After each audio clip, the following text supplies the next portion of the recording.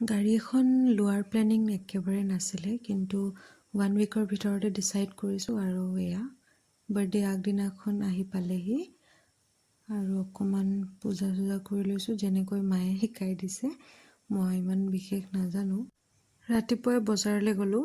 Birthday বুলি একো তেনেকুৱা প্লেনিং নাই, কিন্তু আজিৰ দিনটোৰ এটা অৰ্ডাৰ আছিলে, সেইটো কমপ্লিট কৰি ল'লোঁ আগতে। আৰু এয়া এটা কেক কাটিছোঁ।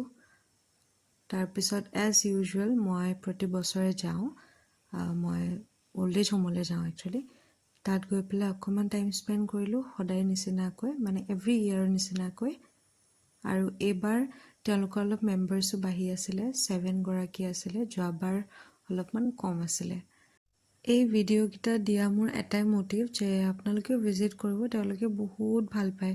মোৰ বাৰ্থডে বুলি গম পাই একদম ক্লেপ বজাইছে নহয়। অলপ টাইম তাতে স্পেণ্ড কৰিলোঁ। তাৰপিছত ঘৰলৈ আহি পাই এটা কেক কাট কৰিলোঁ, যিটো নিজেই বনাইছিলোঁ। এটা বাৰু গিফ্ট কৰিছিলে দেই। Thank you for all the wishes and that was all my day.